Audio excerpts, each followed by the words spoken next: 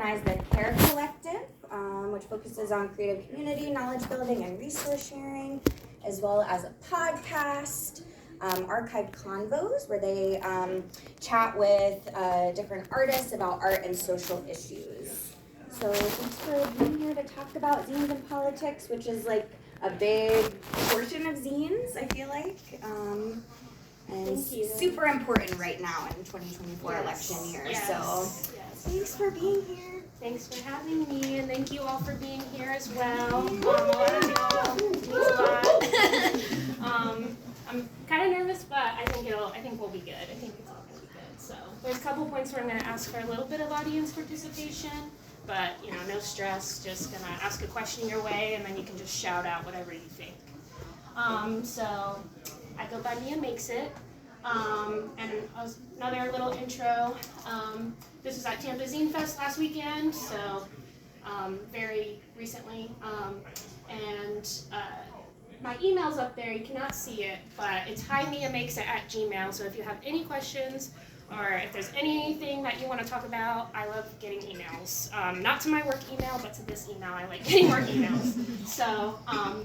As Kaitlin said, I organize CARE Collective. It's on a little bit of a hiatus right now. Just been preparing for all the Zine Fest coming up and dealing with personal things, but it stands for Cooperative Art Resources and Education. And we also do like different arts workshops, and I'm trying to expand it out more to have other people contribute to share their skills, share their knowledge. So if that's something you're interested in as well, definitely email me or talk to me after this. Archived Conversations, the podcast, also on a break right now, but there's 2 seasons out. There's a few different people who I interviewed, also in this room. Emiliano and Cort were part of that, so definitely feel free to check that out too. It's on all different types of streaming platforms and on YouTube. The Anti-Quarterly Zine just came out with the first one last weekend at Tampa Zine Fest. I have them at my booth today if you want one. Emiliano is holding it up to show the class. This is basically an anti-capitalist zine all about food, and the next one is going to be about transportation, so I'm looking for people to contribute to that. So if you have anything about transportation that you want to share, whether it's like your rage about how the public transportation here sucks, or like if you ride bikes like I do and you've got hit by a car like I have while commuting to work, I'd love to hear any and all of it. And then I also am a part of Collate, which is the printmaking group meetup that Kaitlin puts on for Print St. Pete. And I'm also part of Food Not Bombs, the Tampa chapter, repping a couple comrades over there. So if you're interested or have any questions about that, any of us, I think, would be willing to talk to you about it if you're interested in volunteering in any capacity. Okay, so first question, what's a zine? It's short for magazine, but the main thing is that it's self-published. You don't have to rely on a publishing company to put it out for you. It's very much in the DIY spirit. So it can be, I like to tell people it can be anything.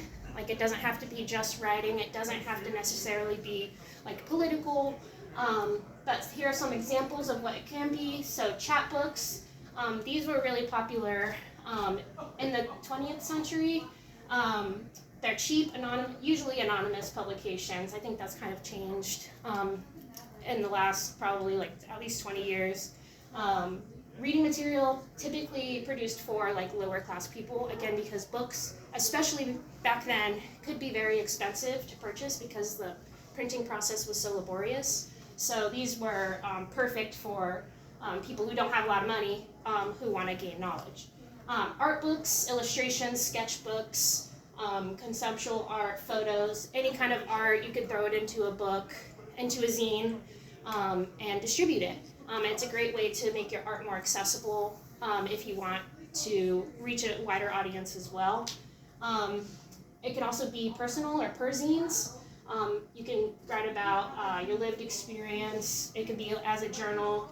I skipped over comics. That's another great way to get your comic out there. The way that I kind of found out was I went to Chicago Zine Fest in 2018 after I graduated from USF, and they had their big Zine Fest there the weekend I was there, luckily. So I found a pretty popular comic artist now, Caroline Cash, who they came out with their first graphic novel, I believe also in 2019 or 2018, called Girl in the World. That's like one of my favorite graphic novels. And they were selling like the first few pages of their graphic novel in a zine. So at the Chicago Zine Fest, I got the zine because I loved her art style, and then months later found out that it was actually a full-blown graphic novel. So it was kind of her way of getting out the first few pages of her graphic novel to get people interested in her project. And then also informational, of course, how-to, self-help, and of course political. So really can be anything, and you can bind it or you cannot bind it. I didn't staple any of my zines for Zine Fest this year. You can staple them, and you can also bind them by hand with like a sewing needle and thread if you want. There's a lot of different ways to bind it or not. So really doesn't matter. There's no rules. So this is a brief history about publishing and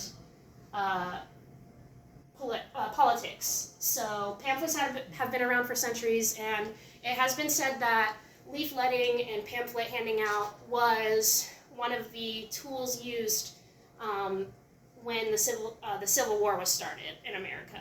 So some of the reasoning is contributed to leafletting. Gutenberg's press, this was really revolutionary. It basically made it to where you could print a whole page at once. You didn't have to write it all out by hand, so it really revolutionized printing, made it quicker, and then if it makes it quicker, it also makes it cheaper. The Liberator, that is a newspaper, actually, that was around in the 1830s to 1860s by William Garrison, I think it's William Floyd Garrison, and he was an abolitionist at the time, very much going against what everyone wanted at that time, which was, of course, owning slaves, that kind of thing. So that was a newspaper that he released and worked on for decades. Didn't have a lot of money because nobody wanted to give him money to publish it, because it wasn't going with the mainstream ideas of that time, and capitalism, economy, that kind of thing.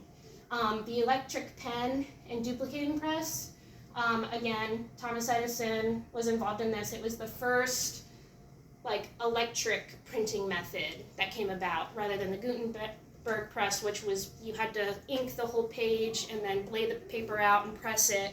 This actually was electric, so it kind of took out the a big laborious step in the process. Fanzines and sci-fi, this is when zines really picked up. Star Trek is pretty notorious for having a lot of fanzines contributed to it. There's, this was like a superhero, fanzine that someone made.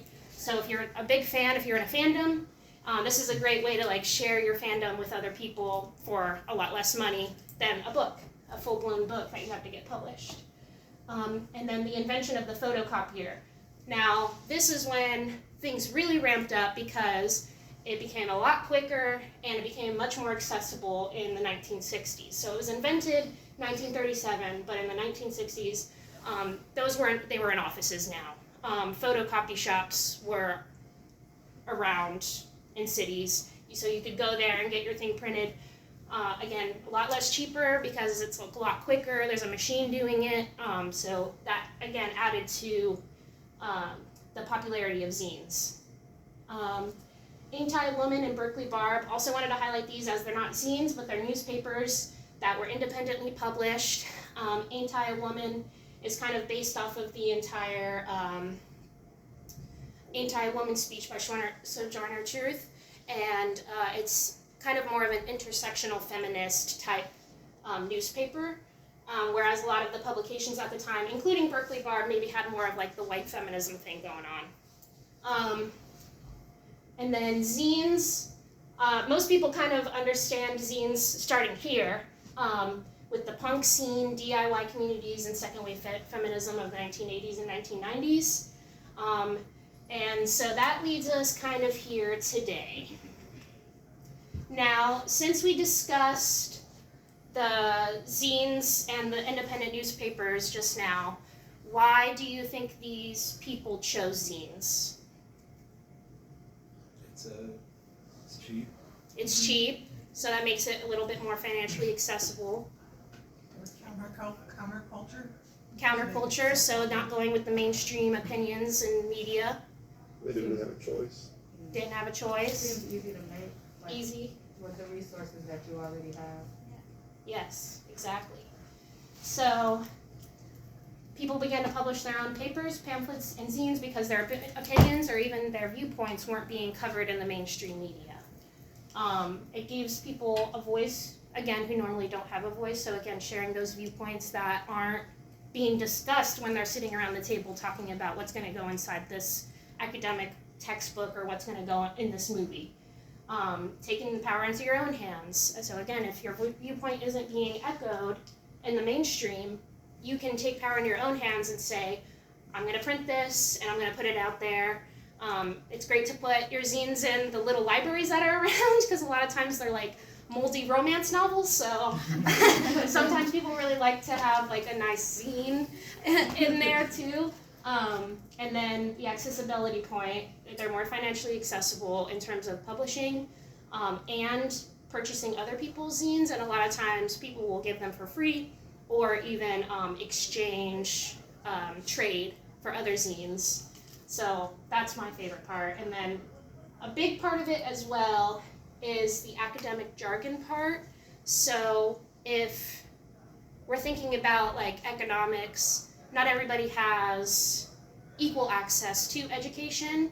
So, and I find this with art space oftentimes, like people who aren't often in art spaces might feel more intimidated because they don't fully understand all of the like fluffy jargon that is thrown in, a lot of big words that maybe if somebody wasn't able to go to college and study art history, maybe they don't really know what that means and they feel intimidated. So a lot of times zines can kind of break down that academic barrier by still teaching and educating, but kind of taking it out of that context in order to make it more accessible as well. And of course, bias for us, that goes along with the main, giving people a voice who don't have a voice in mainstream. So when we're talking about mainstream, who owns the mass media?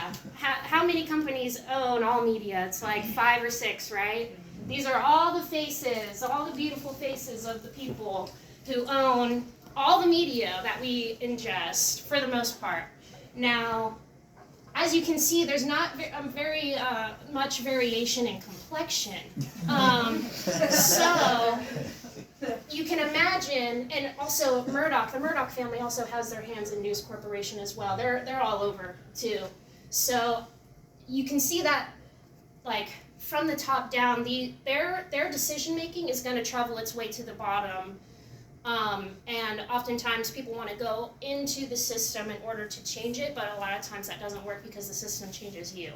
So a neoliberal fallacy is the belief that if the state stays out of business dealings and our lives, basically, it will essentially liberate capitalism and therefore individualism. The whole idea that capitalism breeds innovation, right?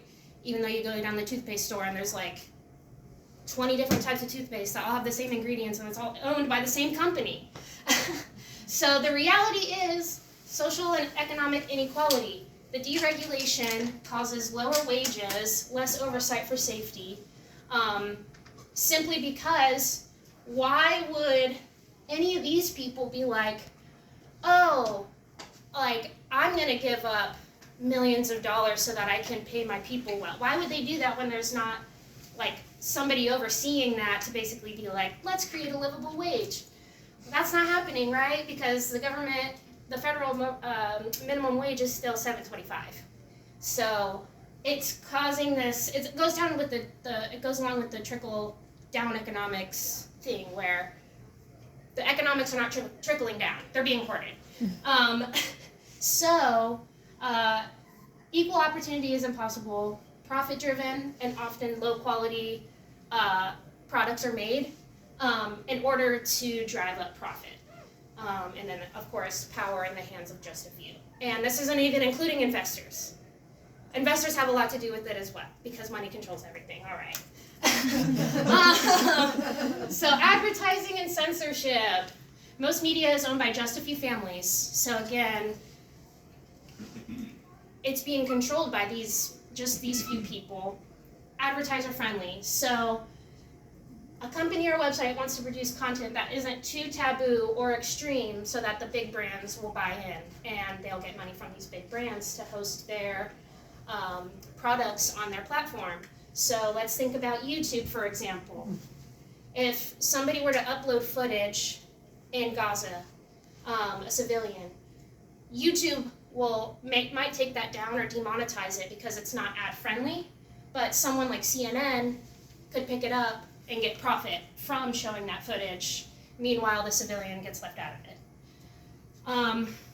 So most guidelines for what is advertiser friendly are often blurry, biased, and they are enforced differently. And again, a big example that always comes is YouTube, where there are certain top creators that always break the rules and don't get punished for it because they're bringing in that ad money because they have millions of viewers. But if somebody who is a smaller creator kind of maybe did the same exact thing, they might get demonetized when that might be their main source of income, etc. And again, money equals power. Companies like Google, YouTube, which is owned by Google, again, talking about how one company owns everything, and Facebook rely on advertisers for money in order to make their investors happy. Because again, their investors want to see just infinite growth. It's always about growth, which isn't sustainable.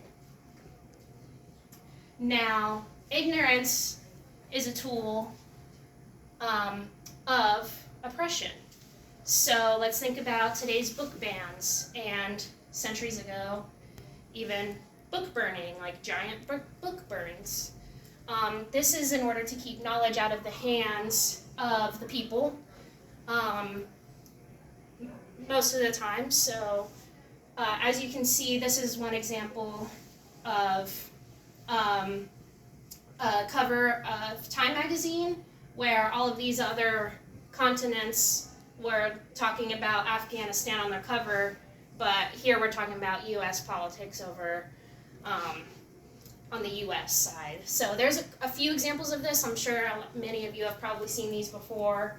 But basically, if we don't talk about it, is it happening? If we're ignorant to it, is it actually, does it matter that it's happening because we're ignorant to it? It's almost like that, what's the word, like analogy or whatever of, if a tree falls in a forest but no one's around to hear it, did it fall? Did it make a sound?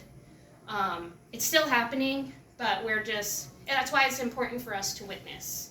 And again, going back to the money part, editors need to pick what sells. People want to pick up something most of the time that's happy or lighthearted, and I do understand that, and it's important to recognize that not everybody has that privilege.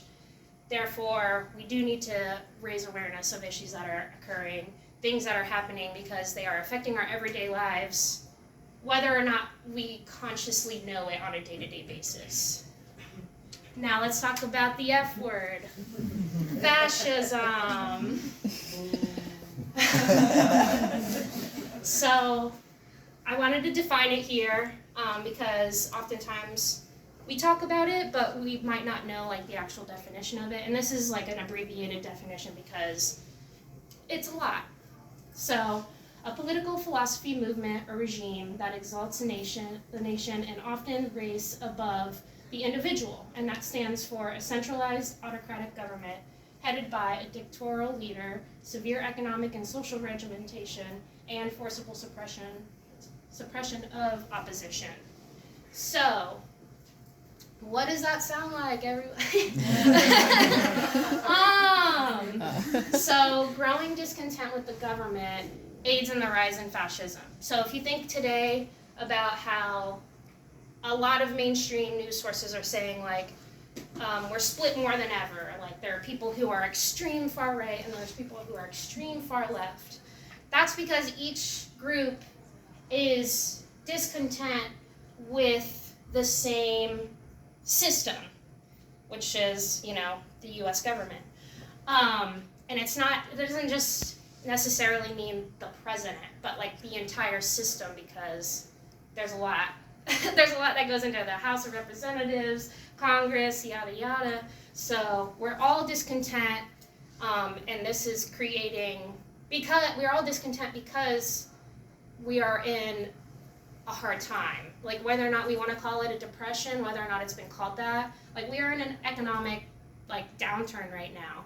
I think everybody probably feels that. Like, it's not said officially, and we talk about inflation all the time, but most people are struggling. A lot of people are living paycheck to paycheck. So it creates desperation. Resources are being choked out of our neighborhoods. And both of us are unsatisfied, both groups. I don't want to say both of us, but like there's this growing mainstream argument that there's two extreme groups of people forming out of this political climate. But it's important to realize that there are far-right political talking heads that have outright lied. The example of the $1 million settlement between Fox News and Dominion voting systems. Basically, they were peddling this idea that the Dominion voting systems were rigged during the 2020 election. They knew that wasn't true, but they kept peddling it to their audience, and they look like a news channel with like one guy talking, and then they look like a news channel, but they're not a news channel. So that's important to certain things are news, but certain things are made to look like it and are not actually news. They're not held to that standard. And they often use cultural and social fear to control their audience. So again, thinking of an example is immigrants are taking our jobs. But if that's number one, there's so much to unpack there. But there's a big argument that like a lot of these jobs are not being filled by Americans, if we were to use that language. So oftentimes farmers will resort to this, but also they can pay them less because they're not being regulated to pay them even the federal minimum wage, which isn't enough. So there's a lot there. Stay with me, it's all gonna make sense, I promise. This creates a gap between the right and the left, and ignorance is used to the advantage of the elite. So again, I'm thinking about Tucker Carlson particularly, because he often would say, when he was on Fox News before he got kicked off, that he would always refer to the elite. And yet he is the elite. But like he tries to create this fear not only against each other by talking about like, oh, they're turning your kids gay, or like they're taking your jobs. Not only should you be afraid of all these people, but you also have to be afraid of the government. Which, yes, but also that's the wrong way. You're getting there, like you're so close, but that's wrong. Like you're not right. And then I wanted to mention Paulo Freire's Pedagogy of the Oppressed, a book that I want to read. I've read excerpts from it, but I would like to read it myself. Portuguese originally, but this concept of conscientização. I kept trying to pronounce it before I came in here. But it's basically critical consciousness. So this quote is from it. The outcome of the process results in societies working together in the creation of new norms, rules, procedures, and policy. So basically, this kind of I'm tying this into the idea with class consciousness. So if we all become aware in the ways in which we are being oppressed, it creates this critical consciousness. Like we all become aware of our oppression, and therefore we now understand it so we can fight it. I often think back to conversations with my dad, because he's always been a Republican, but we've talked a lot about politics, and he often will say, like, well, would you have rather had Hillary Clinton? Like, oh, this Democrat's doing this Democrat's doing that. And I'm like, I don't like any of them. You are correct. Like, they all suck, and that's why I'm trying to tell you right here, right now, like, they are trying to make us argue about this right now, instead of, like, all facing the same way upwards to these people who are, again, controlling it all, controlling the narrative, making us feel anger towards each other, essentially. So once we know and can fight back, that leads to this, baby. Yeah. Liberation. Now, as good as all that is, we still are going to face challenges. Can you think of anything that, any challenges that independent publishing for zines or such might come about? Any challenges? Distribution. Yeah, censorship. Censorship. Haters. The haters. So a big part of it is time. So putting a zine together is a large time commitment, especially if you do have a 40-hour-a-week job or more, or if you work multiple jobs and work more than 40 hours a week. I'm sure I've been there before. I'm sure there are people in this room who have been there before. So time is a huge part of it. Lack of resources, so resources are more readily available than ever, but it's still like a lack of resources in the fact that, like, if you don't own a printer, you need to find a place that has a printer. Want to shout out the library. Oftentimes you can get things printed at the library for a small cost. And, like, I believe post offices, I know they used to offer printing. I don't know if that's really a thing too much anymore. But if you don't have a printer at home, you gotta go get one. If you don't have a car, you're gonna have to go take a bus or something to get to a printer. Like, you're gonna need the money to print. And those can all be challenges. Again, cost of printing. Perfectionism, I find, gets in the way a lot of people putting things out there. That's why I like zines, because I feel like zines are, it can be anything. Like, they don't have to even be edited. You can just slap it together and throw it out there if you want. But again, it's important to have that critical thinking when you are reading anything. Distribution, so the cost of it and doing it yourself. Like I said, it's great to utilize little libraries to, like, get your stuff out there. And little libraries are all spread around, so it's like you would have to take time, resources in order to get it out there by yourself, because you're not relying on a publishing company, because censorship could get in the way of what you're trying to get out there. Now, it is also utilized by fringe far-right groups as well. So this isn't just a tool for just one type of person, but this can get out extreme ideas on the other side as well.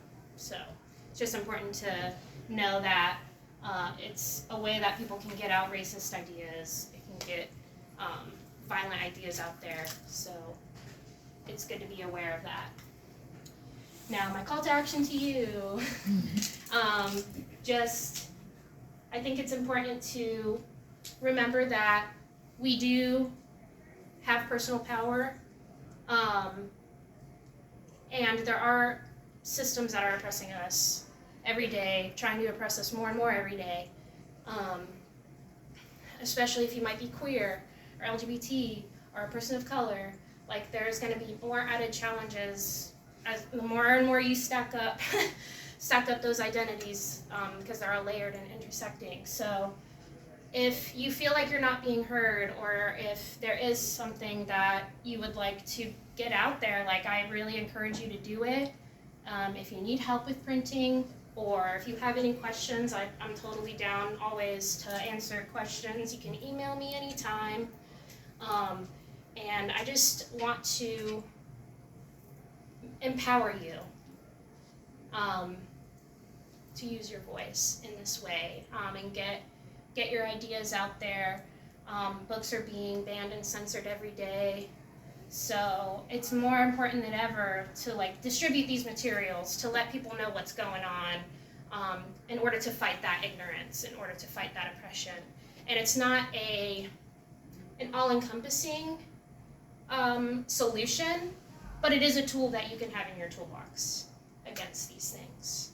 So, does anybody have any questions? Cool. Yes. How did you get into making zines? So it really, I kind of knew about zines, probably in like 2016, and I wrote a poem in 2017, and I kind of was like, at the same time, I learned about a zine fest that was happening in St. Pete. It was at Cage Brewing. In 2017, January of 2017. And I was like, oh, maybe I'll like, I had always wanted to like make a poem or like something that I wrote into like a book that had illustrations with it. So I took that as a challenge. I was like, okay, I have a month until this zine fest. I'm gonna like hurry up and make this zine. So I made that and a couple of other like collaged zines, and there I really learned more about zines by meeting all the other vendors, talking to them, seeing what their ideas were, trading.